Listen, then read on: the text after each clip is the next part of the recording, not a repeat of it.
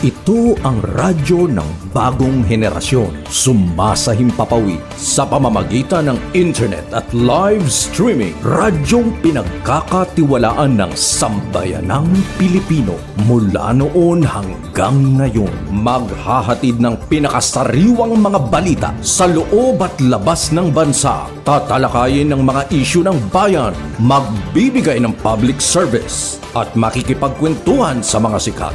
Mula sa puso ng Metro Manila, sumasahimpapawid live ang DZGG, ang radyo ng bagong henerasyon. DZGG is a proud member of the Philippine Online Broadcasters Association.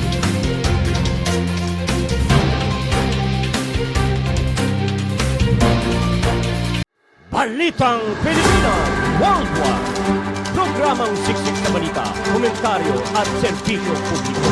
Ang mga balita ay tatalakay ni Boyet Guillermo, magbibigay ng puro-puro at paglilinaw sa likod ng mga balita na nagmumula sa sikat na tao. Sa bahagi ng Balitang Pilipinas Worldwide, hindi mawawala ang serbisyo publiko para sa mga kababayan na nangangailangan ng tulong. Balitang Pilipinas Worldwide. Narito ang balita si Boyet Guillermo.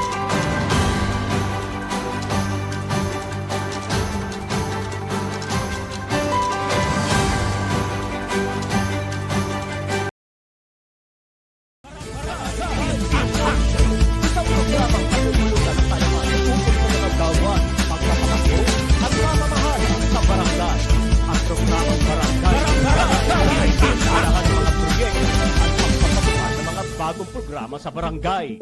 Makikilala din dito mga opisyal na naglingkod at naghahangad magserbisyo sa barangay. Kaya kayo, mga kabarangay, manood at kilatisin natin ang ating mga opisyal ng barangay. Samahan sina Rolly Bonyon at Boyet Guillermo sa kanilang 1 oras na programa mula ika-11 ng umaga hanggang ika-12 ng tanghali. Tuwing Lunes hanggang Biyernes. Barangay in Action! Narito na ang mga pinagpipintagang host ng programa.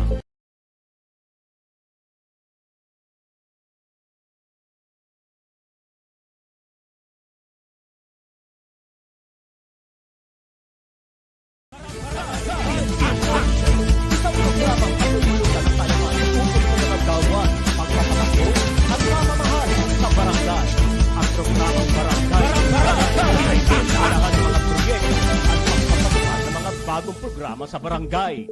Makikilala din dito mga opisyal na naglingkod at naghahangad magserbisyo sa barangay. Kaya kayo, mga kabarangay, manood at kilatisin natin ang ating mga opisyal ng barangay. Samahan sina Rolly Bonyon at Boyet Guillermo sa kanilang 1 oras na programa mula ika-11 ng umaga hanggang ika-12 ng tanghali. Tuwing Lunes hanggang Biyernes. Barangay in Action! Narito na ang mga pinagpipintagang host ng programa.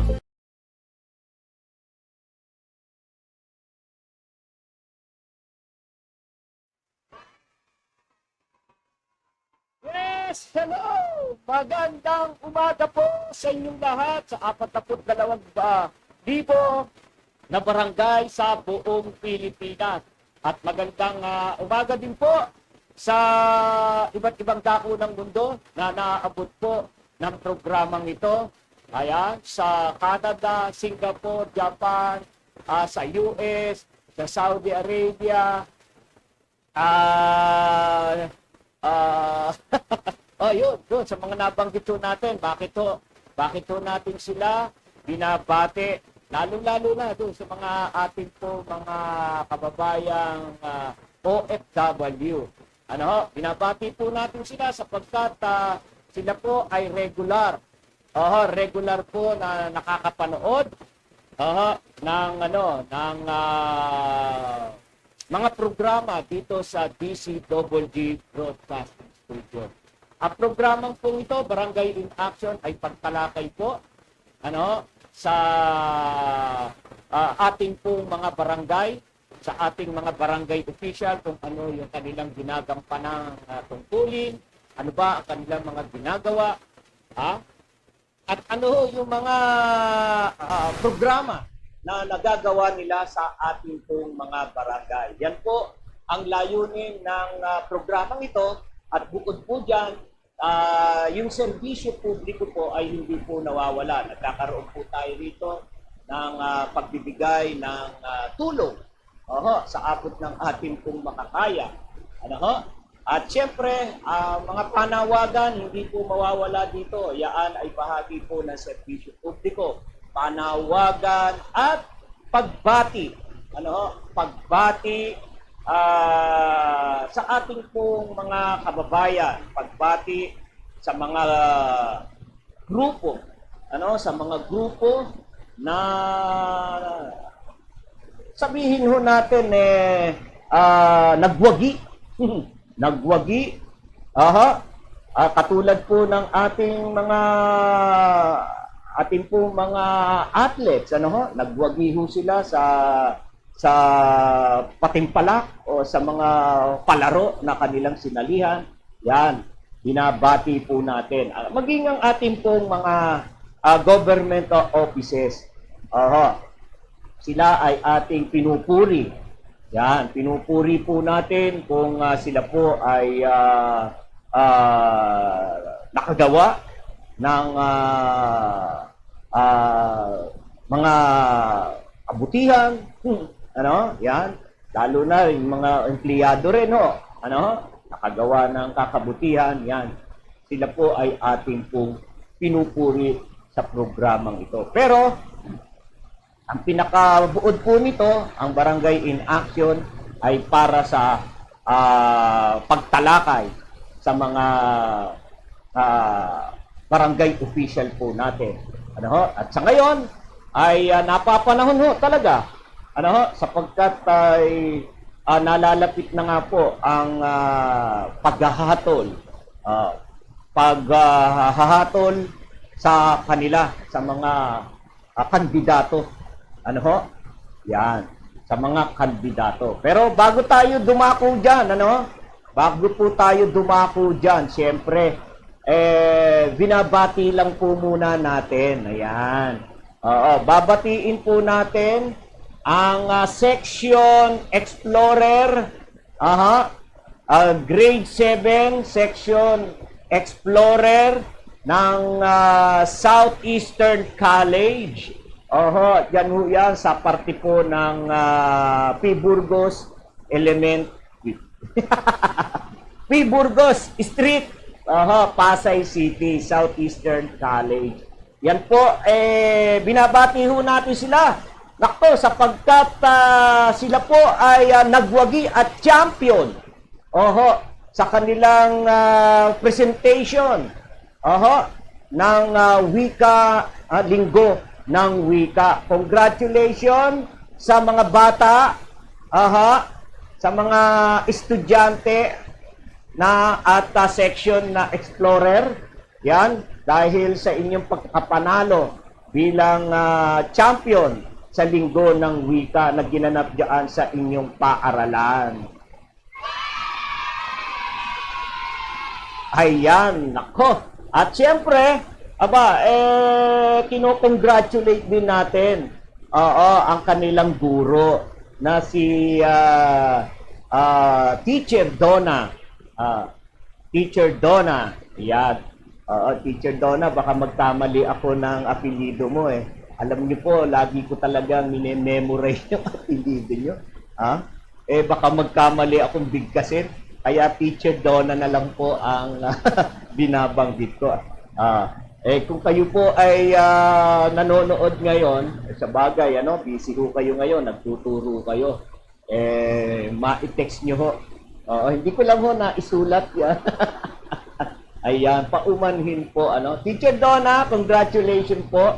At kayo po ay talaga namang pinagsikapan ho ninyo yung inyo pong costume o yung inyo pong yung mga damit po ng mga bata para ho maging maganda ang presentasyon po nila sa mga judges, sa mga judge na manonood sa kanila.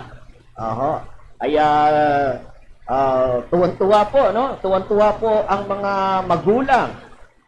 Tuwan-tuwa ang mga magulang at lahat po ng mga magulang ng mga estudyante ng section na Explorer grade 7 ng Southeastern College talaga naman hong bumati. Proud na proud ang mga magulang. First time pa lamang po yan, ha? First time pa lamang po na nagkaroon ng program dyan sa kanilang paaralan. Abay, nakasungkit na agad ng champion sa wika, sa linggo ng wika. Talaga naman po, mga talented ho talaga ang mga estudyante ng Section Explorer. Ay, nako, malayo po ang mararating ng mga batang ito. Kaya, simula pa lamang yan. Simula pa lamang po yan. Nako, pag ganyan ho na laging nakakakuha ng champion, championship ang section ninyo, ay nako, todo na suporta ng mga magulang para lumahok pa rin sa ano pa mang mga aktibidad, kompetisyon diyan sa inyong paaralan.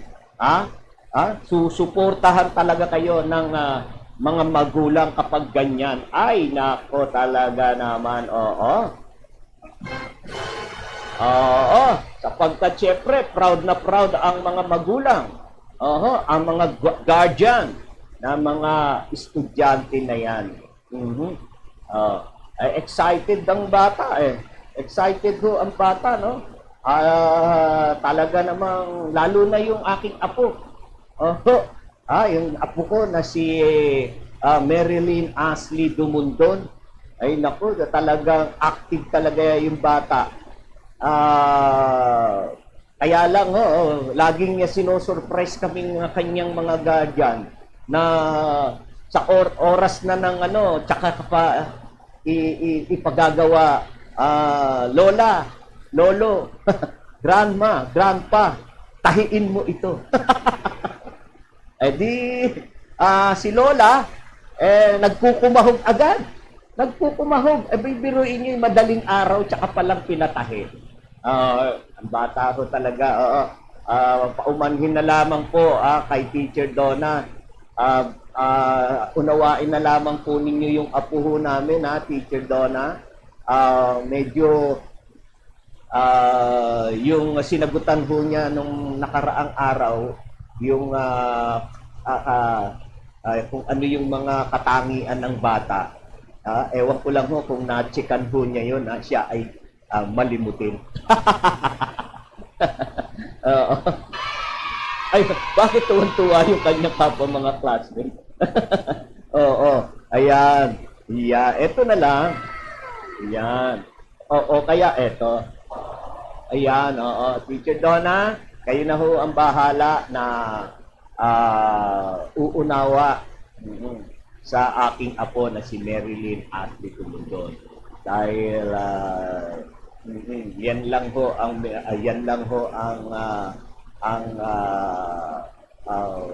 mapupuna ho natin sa bata. Medyo yan makalimutin. Kung minsan din po kung saan nangalag din niya rin bibitawan yung cellphone or yung bagay na niya. Kung saan na lang ho niya bibitawan niya at pag tinanong mo, hindi na ho niya alam kung saan niya nabitawan. Kaya kami ho sa bata na yan ay laging nakasunod. Nakasubaybay. Lalo na kapag yan ay mag-prefer ng kanyang pasok. Pero, proud po ako sa kanya sapagkat pusa na rin po siya na nag-aasikaso sa kanya.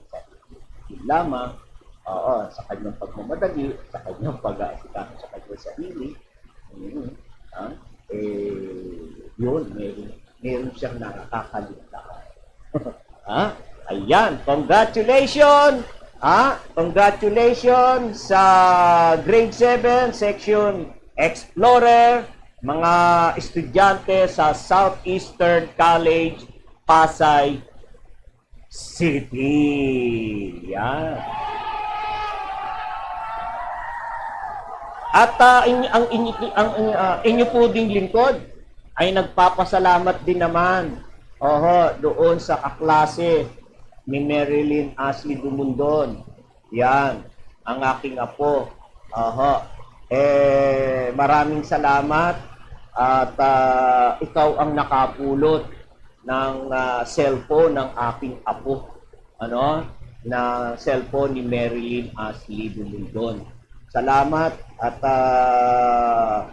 sa iyong kagandahang loob, iningatan mo yung cellphone na yon at naibalik at sinoli mo kay Ashley. Nako, alam mo, pag ganyan ng mga bata, mga kaibigan, yaan ang magandang pagpapalaki ng kanyang mga magulang. Na kapag may napulot na bagay na hindi kanya at mahalagang bagay, ay kailangan na isole. Natandaan ng bata yon, tumanim sa isipan ng bata ang aral ng kanyang mga magulang. Kaya't mapalad itong batang ito na meron siyang magulang na talagang ginagabayan. Ginagabayan at binubusog sa pangaral, sa paalala ang kanyang anak. Bakit po natin masasabing ganyan? Hindi naman po kaila sa atin, meron din po talaga mga parents na talagang parang pagod, hindi na maturuan ng kagandahang asal ang bata. Meron nga dyan mga bata, di ba? Ang lulutong. Ang lulutong. Ang lulutong magmura. Di ba? Yan, okay lang sa mga magulang yun. At natutuwa pa. Di ba? Imagine, sumisibol pa lang ang bata, nag-uumpisa pa lang, 5 taon pa lang ang lulutong na magmura, natutuwa pa ang mga magulang. So, kabaligtaran naman dito, sa kaklase ni Marilyn Ashley Dumundon, kaklase niya na napulit yung cellphone, ayan, nakibigay na sila. Kaya nag-champion sila. Dahil imbes na si Marilyn Ashley Dumundon ay lalamya-lamya o malungkot sa gagawin niyang performance sa ibabaw ng stage, sumigla nang dahil sa tulong ng kanyang kaklase, sa tulong ng kanyang kaklase, na ibigay agad yung cellphone. Kaya sumigla at lumabas ang talento ni Marilyn Ashley Dumundon. Wow talaga, salamat maraming salamat po sa mga magulang ng kaklase ni Ashley na nakapulot. Naku, hindi man lang nabanggit kasi ni teacher kung sinong kaklase, Kaya kung sino ka man, napakabuti ng pagpapalaki sa iyo ng iyong mga magulang. At proud, alam ko, proud sa iyo ang iyong mga magulang. Ganun din sa mga magulang ng batang yan. Na siya ay merong mga magulang na siya ay pinalaki sa aral. Pinalaki siya sa aral ng ating Panginoon. Alright, so maraming salamat at congratulations sa inyong lahat na mga estudyante. Yan. Okay.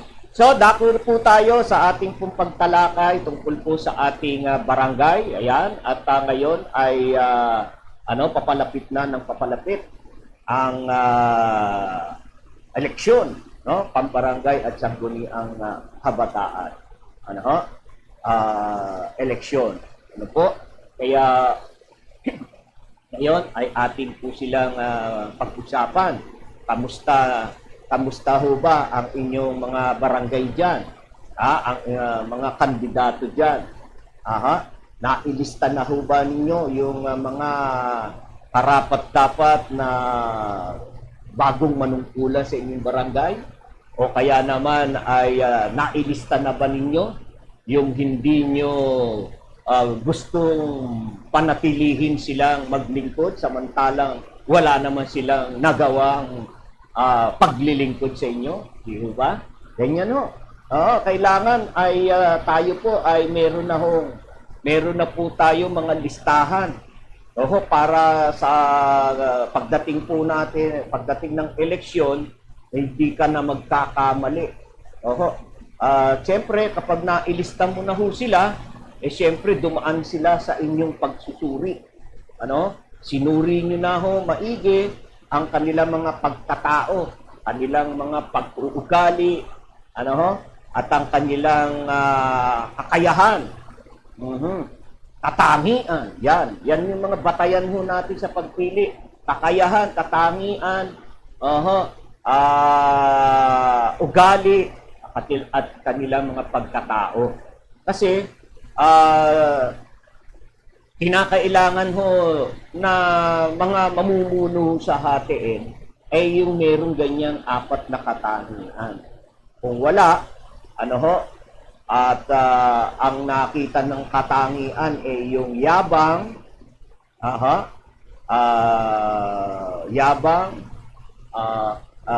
magaspang ang ugali, ang kilos, tapos ay walang pakialam, walang pakialam sa kanyang kapwa, ay hindi po pwede yan. Kasi pag ikaw ay manunungkulan, yung ikaw ay merong puso na makatao. Meron kang pagtulong sa iyong kapwa. Meron kang pakialam. Sapagkat kayo ay tinatawag na lingkod. Kayo ho ay lingkod ng barangay. Kayo po ay maglilingkod sa inyong mga kabarangay. Hindi ho yung sila ho ay inyo pong tawag dito, pagmamalupitan. Hindi ho yung sila ho ay inyo pong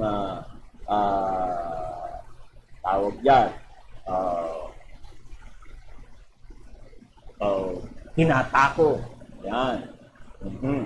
Hindi porke kayo ho ay barangay official, kayo ho ay mga nananakot, nagpapakita ng magaspang na pagkaugali, na yun, yung yabang, siga-siga. Hindi ho kayo porke isang barangay official, kayo yung siga dyan. Alalahanin po natin nung mga nakaraan na panahon, diba? Yung mga siga, yung mga siga, snatcher, magnanakaw, akyat bahay, tulak, barangay official man siya, mayor man siya, gobernador at congressman, di ho ba natukhang?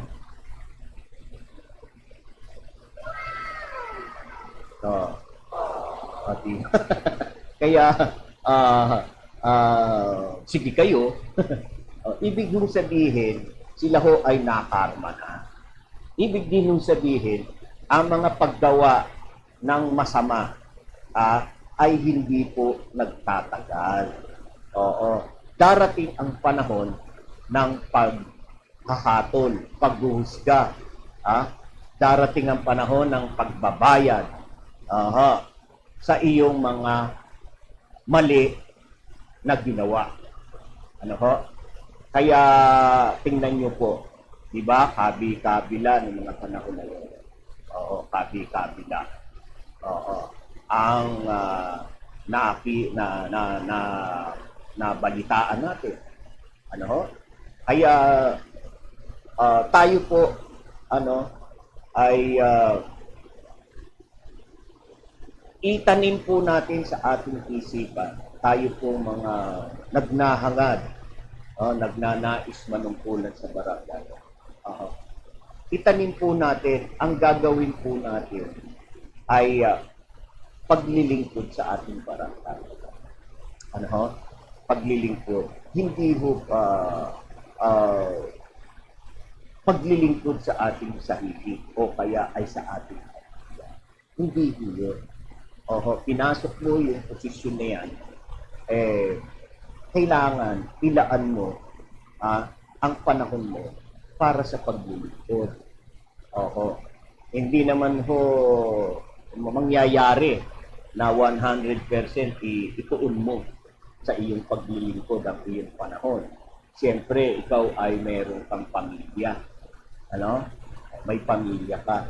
So, dapat hati na. Hindi po pwedeng lamang ang pamilya. Kasi kung lamang pa rin ang pamilya, so ang ibig sabihin niyan, hindi mo nagagampanan ng lubos ang iyong tungkulin bilang isang lingkod ng barangay. Kaya dapat kondisyon at alam mo ang pinapasok mo bilang opisyal ng barangay. Hindi lang ho, 50% na lang ho ang panahon mo sa pamilya, 50% sa iyong barangay. Kaya yan ho yung ating pong mga dapat na tandaan, mga kababayan, mga kabarangay. Tandaan po natin na yung ating mga iluluklok sa barangay ay talagang may panahon para sa atin. May panahon at hindi lang para sa kanilang sarili, hindi lang para sa kanilang pamilya. Hindi lang ho yung sila ay kaya pumasok sa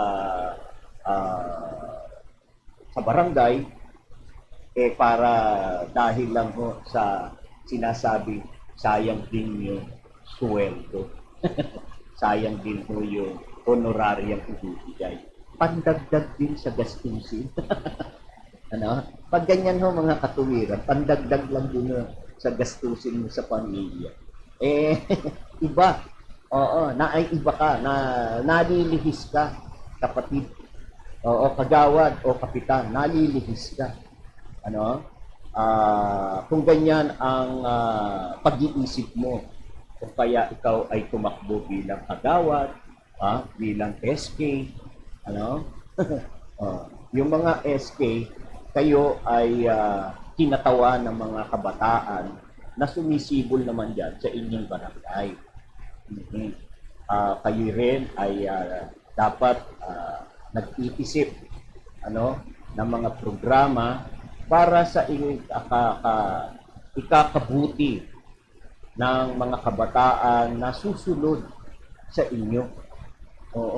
Na mga papalit sa inyo. Dahil kayo ay tatanda din. Sana ang maiiwan ninyong legacy para sa kanila ay maganda. Para ganun din naman ang susundan nila. At yung mga susunod sa kanila, susundan din yung magandang legacy na nagawa nila. Para ang barangay ay tuloy-tuloy, patuloy na maganda ang pag-usad. maganda ang pamumuhay sa barangay. Oho, ng mga kabarangay natin. Oho. Yun ho ang dapat, yun po ang dapat na ginagawa ang kaisipan ng ating mga barangay official. Iniisip kung papaano mapapaunlad at maiaangat ang buhay ng kanyang mga kabarangay. Nag-iisip ng mga programa, lalo na ho sa ating mga ina. Oo, yung ating mga ina na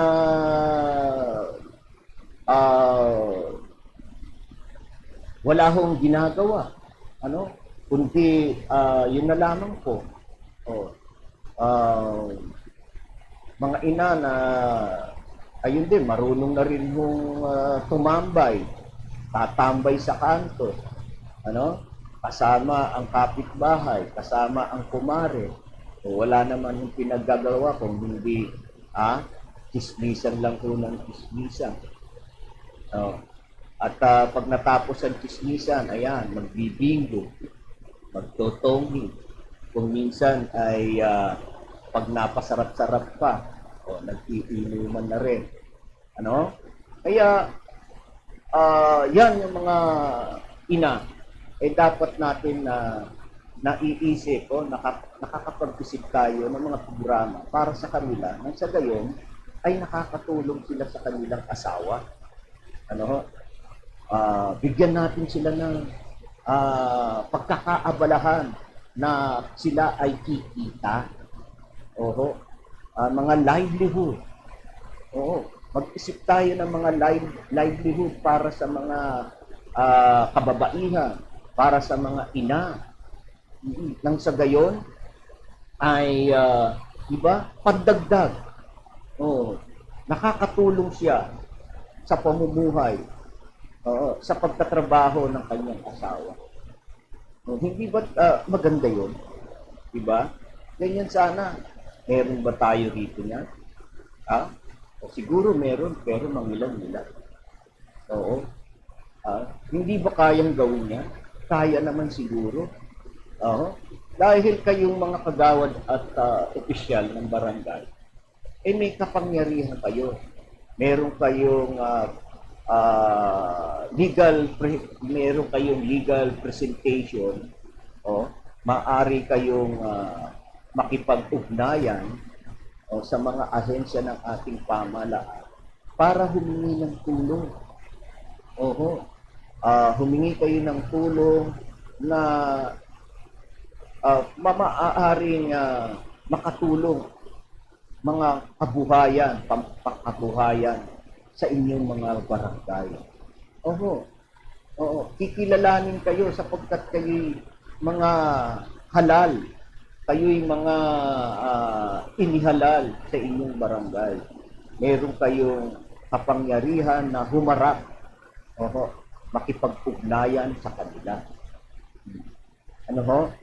Meron bang gumagawa niya sa ating mga barangay?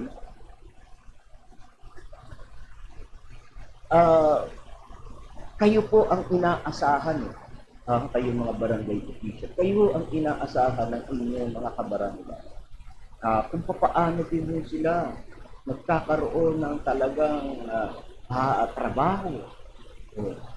Trabaho, makipag-ugnayan kayo sa ngayon. May tinatawag na yung barangay desk reload. Yung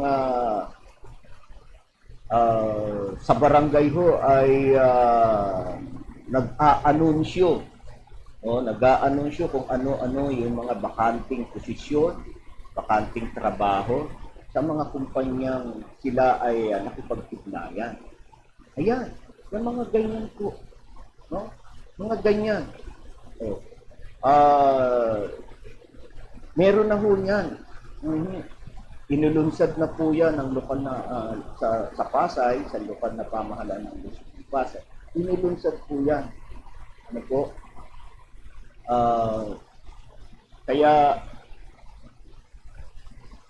yan ho ay dapat natin pinaanunsyo, pinaalam sa ating mga kabarangay para sila ay nagpupusa na lamang na hikayatin o kaya hikayatin sila na magsadya sa barangay dahil meron mga inaalok na trabaho. Ano ho? Yan ang gawain. Yan ho ang gawain ng isang barangay official. Mga simple.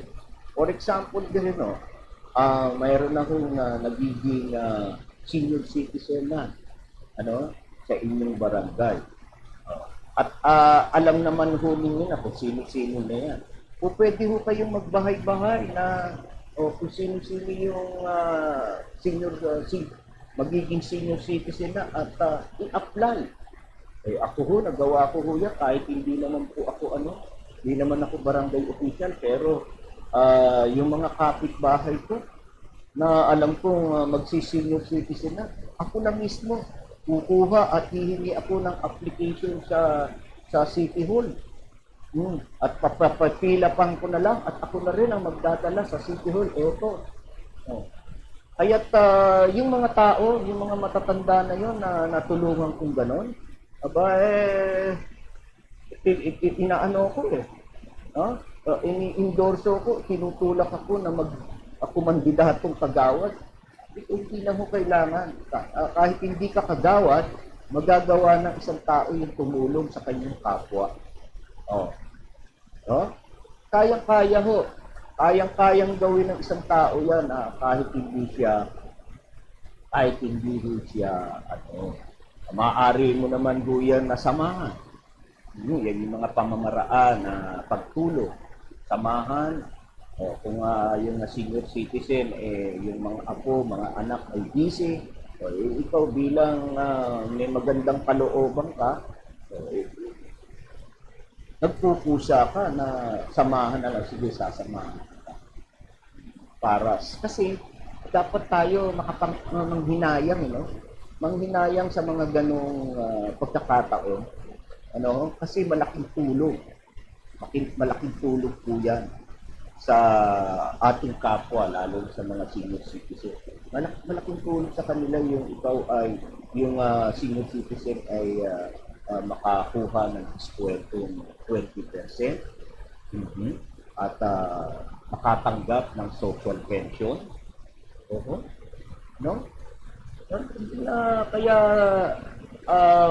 mga kabarangay, uulitin ko po, yan yung mga ho natin, batayan po natin sa ating pagpili, sa ating pong iluluklok sa ating barangay. Yung mga wala nang silbi talaga, ang tagal na ho nilang nanatiligan at wala naman talaga kayong napuna o nakita sa kanila na nagkakagawa sila ng proyekto o programa dyan sa inyo. Sila ho ay atin ng i-scratch.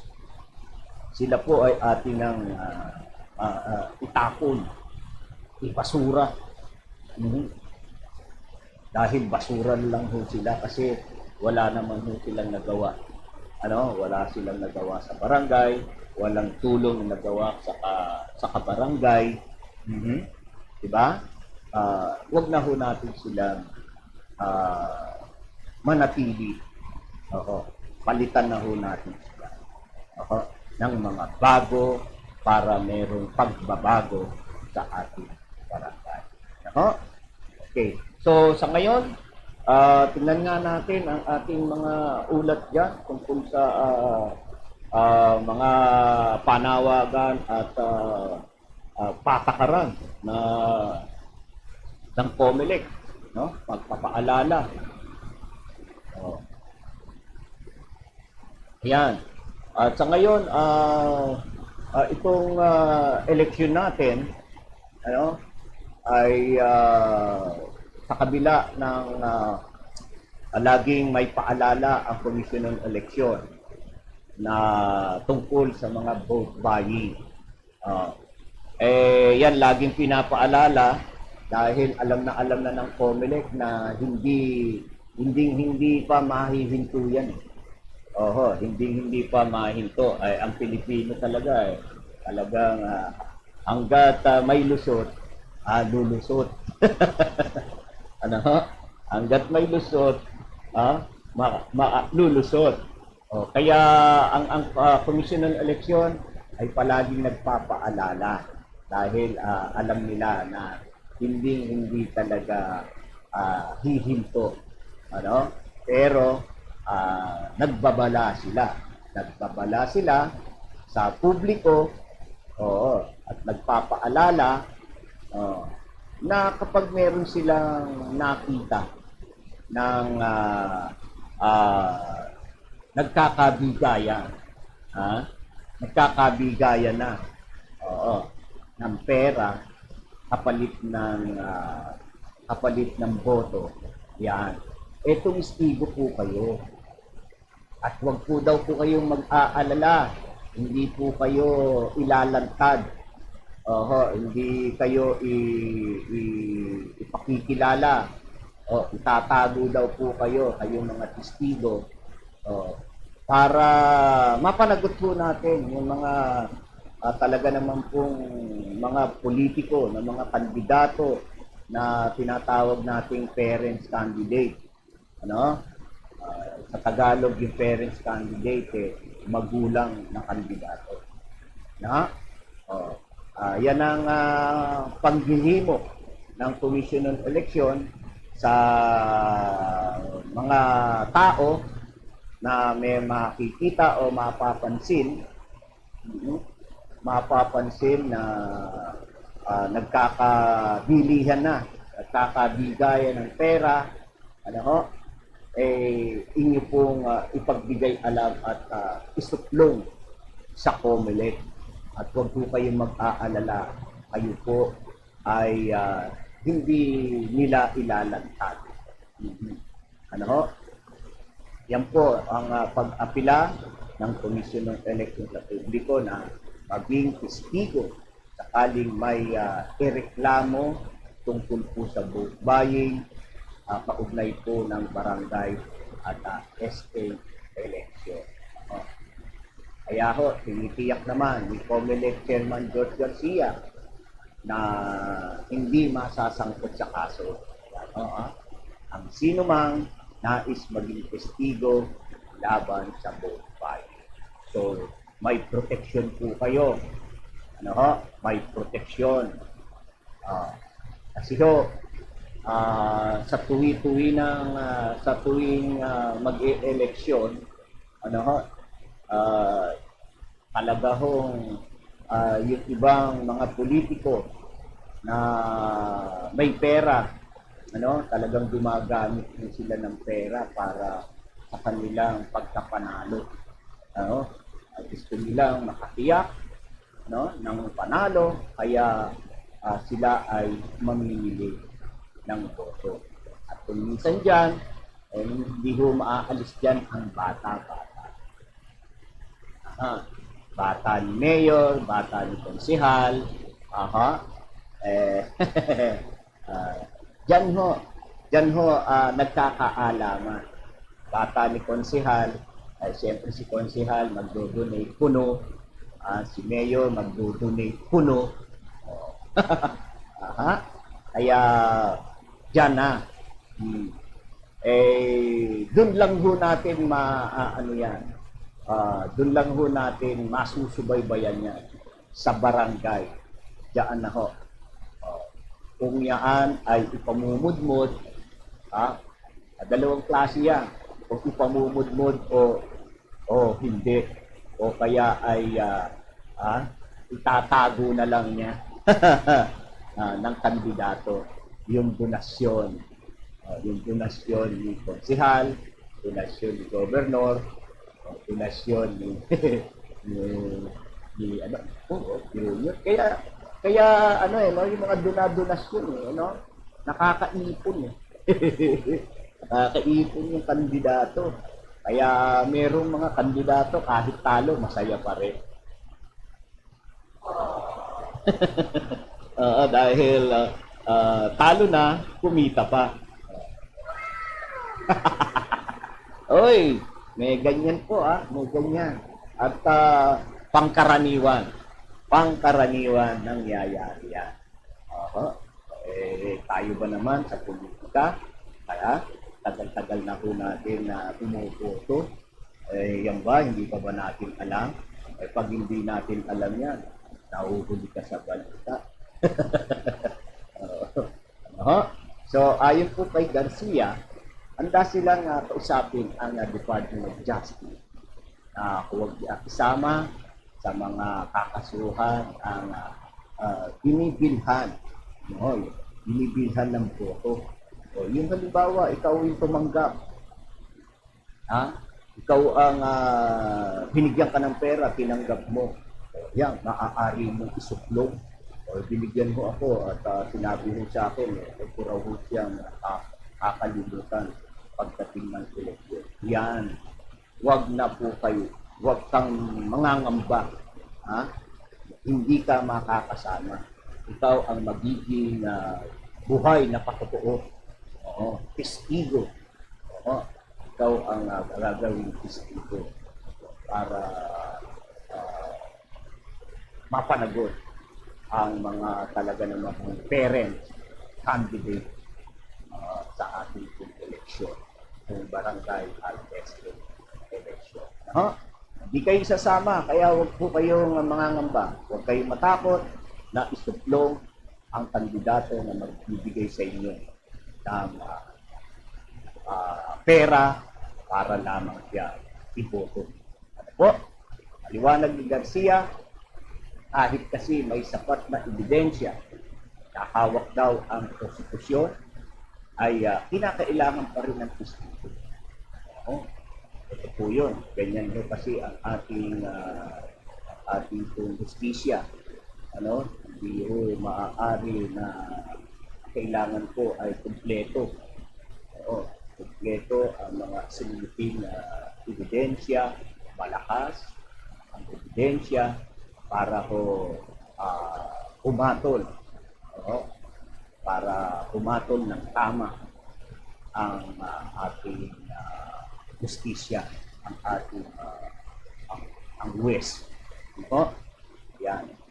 So, hindi dito kapag nakasagpa yung kaso. Kaya muli, nawagan ng ahensya sa publiko, pagbigay alam sa kanilang tanggapan kung ngayon pa lamang ay may nagaganap na vote buying ng dato sa data.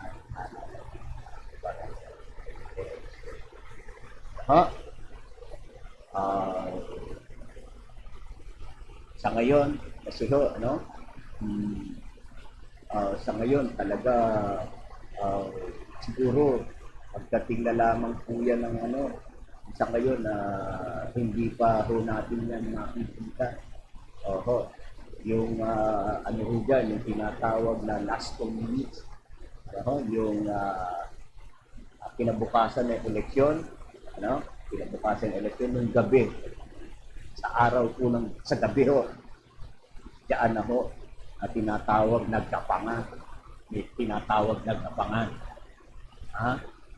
Ginagapang na ang bahay-bahay, magbabahay-bahay. Kaya naman ay may uutusan dyan. Nakalista yan. Yan. Yung mga lista-listahan na yan. Ebidensya ho yan. May pera, may listahan, may sino-sino at tatanggal. Kaya mag-iingat kayo, mga parents na kandidato. Mag-iingat po kayo at napakahigpit ngayon ng COMELEC kung noong mga nakaraang administrasyon sa COMELEC ay maluwag, ngayon hindi po pwede. Dahil porsigido ang COMELEC na ipatupad kung ano ang batas sa ating halalan ngayong pangbarangay. Kaya wag nating subukan. Wag nating subukan ng COMELEC. Katunayan po, katunayan na marami na napadala ng show cause order ang COMELEC dahil sa paglabag sa premature campaign, paglabag sa maagang pangangampanya. Ano ho? Kaya yan, ating pong malalaman. Isang araw ay amin pong iuulat sa inyo na kung sino-sino yung mga kandidato na nakagalan, sino-sino rin yung madi-disqualify. I-a-announce po yan ng COMELEC. Pero yung mga pangalan niya, siyempre, hindi na po yan ilalabas. Bilang na lamang po, mga bilang na lamang po, para naman po hindi masyadong burutal. Sa akin po yun Bakit ba ako matatakot na ilantad ang mga pangalan nila? Dapat nga ho, ilantad ang pangalan nila para makilala natin sila na sila yung mga parents candidate, mga magulang na kandidato. Diba? So, para magkaalaman, magkakilalanan. Diba? Kaya, sa mga panahon na ito, susubaybayan po natin ang pangil ng Commission on Election laban sa mga parents candidate o yung mga magulang na kandidato. Okay, so ito pa rin, meron din po palang mga barangay, na walang tumakbo ang kandidato. Oo. Bakit kaya, Ayaw nila ng may mamamahala sa barangay. Bakit? Ayaw nilang merong pamahalaan sa barangay. Ganun ba yun? Siguro, pag ganong ayaw, baka hindi kayang pamahalaan ang isang barangay, kaya walang kandidato. Ayaw nilang mamahala, ayaw nila ng obligasyon, at baka nalalagay ang kanilang buhay sa panganib. May mga ganyan. Kaya imagine, 5 barangay.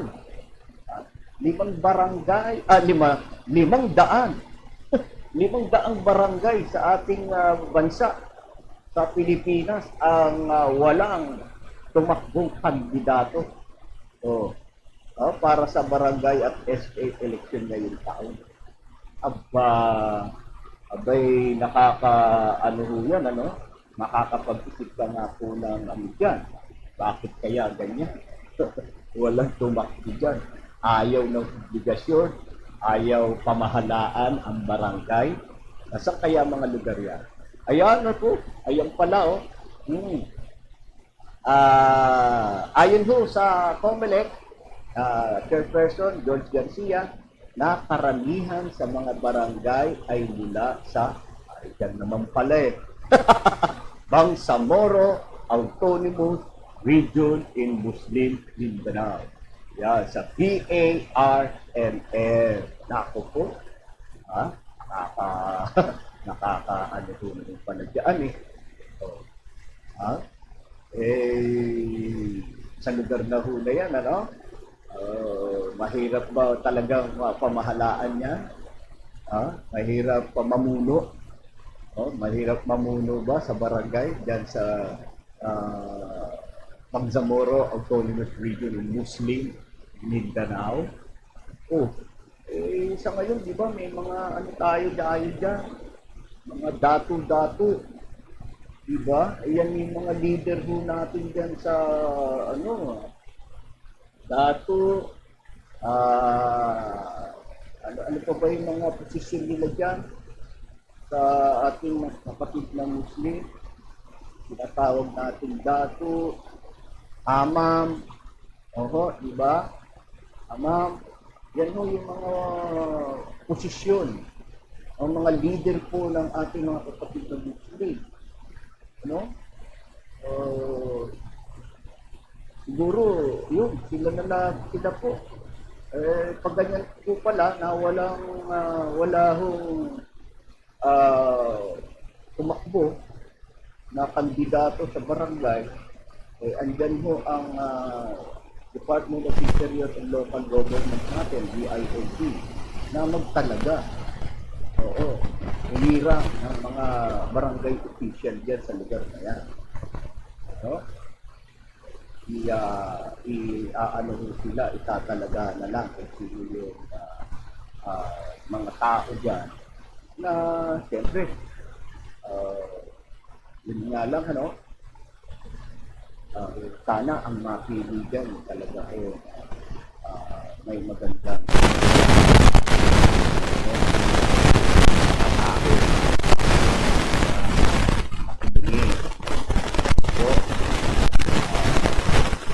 masipag, yan, mga ganun po. Respeto, lala, barangay. Yan, sana makuha dyan, hindi bata-bata. Sabi ko, bakit tanaw, sa Metro Manila, iba na iniisip.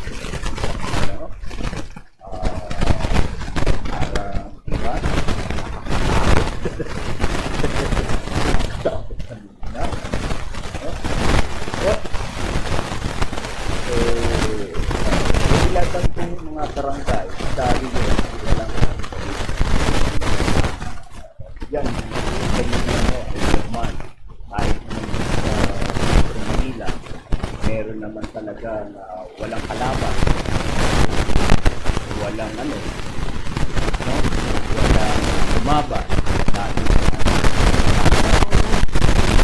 Kahit ka alam mo sa mga natin, sana tumapat po kami.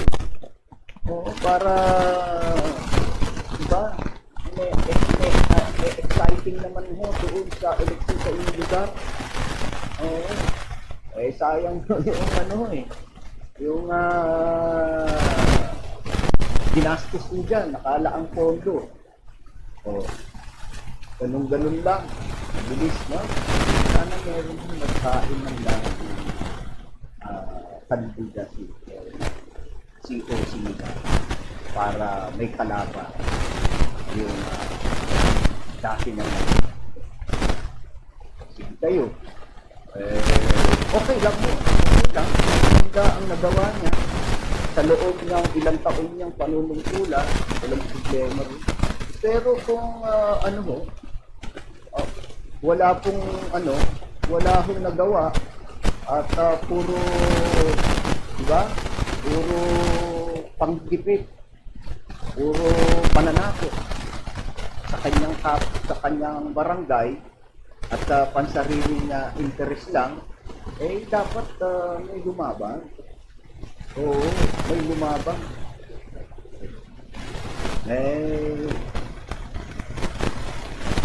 Ngayon, ilang ipinaliwanag po ni Comelec spokesperson John Rex Laudianco na lahat kasi ng mga lokal na opisyal ngayon ay nasa holdover capacity lamang dahil tapos na ang kaugnay nito, maaari pong i-exercise ng DILG ang jurisdiction nito kung saan may kapangyarihan itong magtalaga. Magtalaga ng caretaker. Oo. Sino ba yun? Ang ingay. Nakakahiya sa kapitbahay natin. Sa ating mga kabarangay. Nag-homily ako rito. Pare ho, nag-homily tayo rito. May pumapasok na na boses. Ayan. Ano sabi? Pinaliwanag ni Comelec spokesperson John Rex Laudianco na lahat kasi daw po ng lokal na ngayon ay nasa holdover capacity dahil tapos na kanilang po. Kaugnay nito,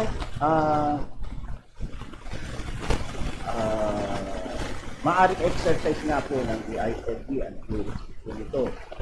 Yan.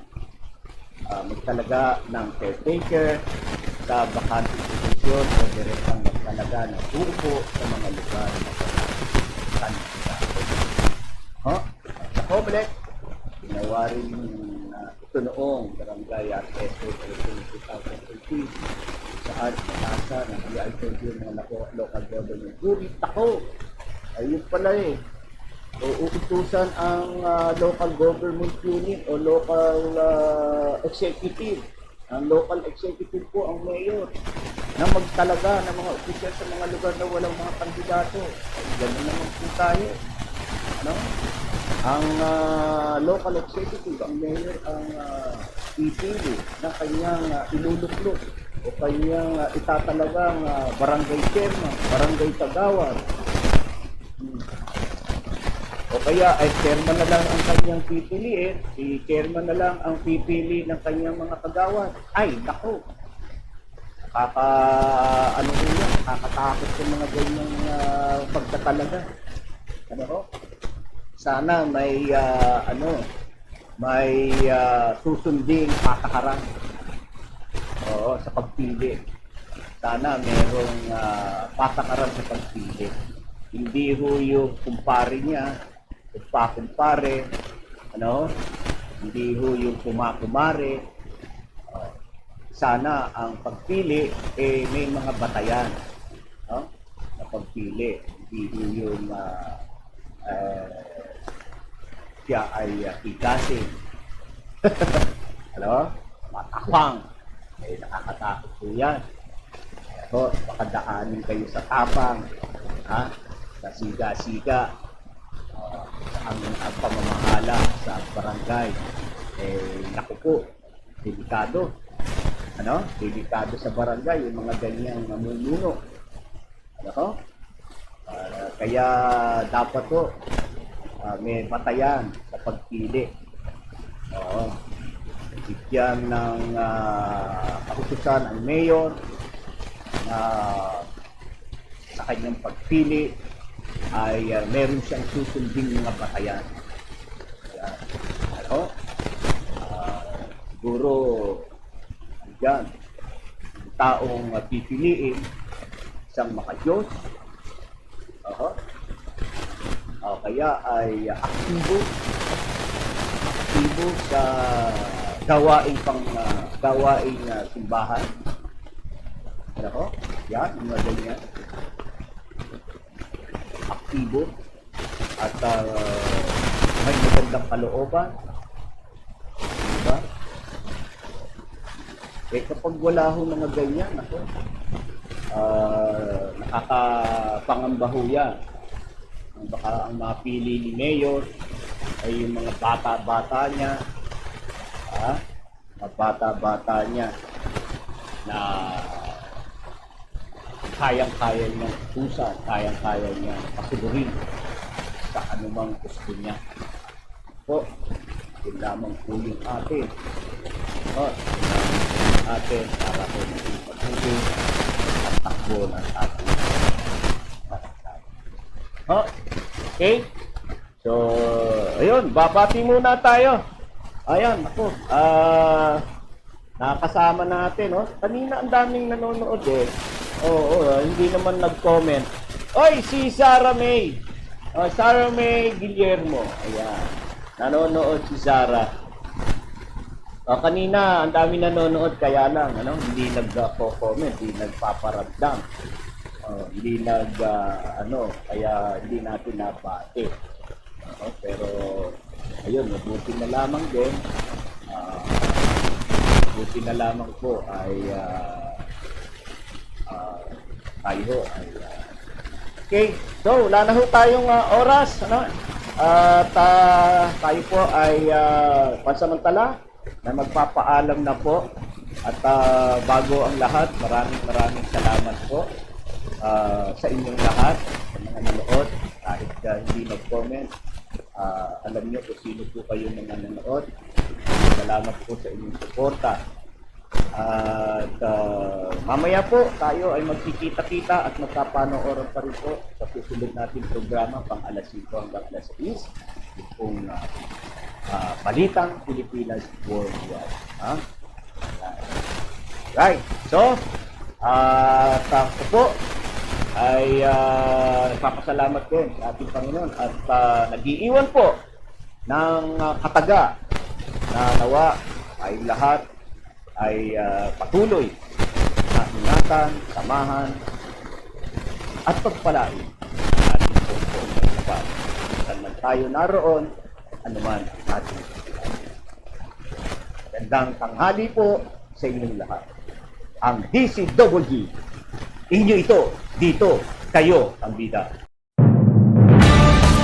Ito ang radyo ng bagong henerasyon. Sumasahimpapawid sa pamamagitan ng internet at live streaming. Radyong pinagkakatiwalaan ng sambayanang Pilipino. Mula noon hanggang ngayon, maghahatid ng pinakasariwang mga balita sa loob at labas ng bansa. Tatalakayin ng mga isyu ng bayan. Magbibigay ng public service at makikipagkwentuhan sa mga sikat.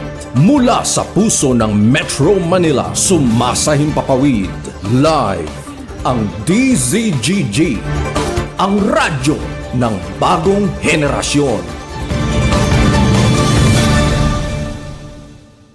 DCWG is a proud member of the Philippine Online Broadcasters Association.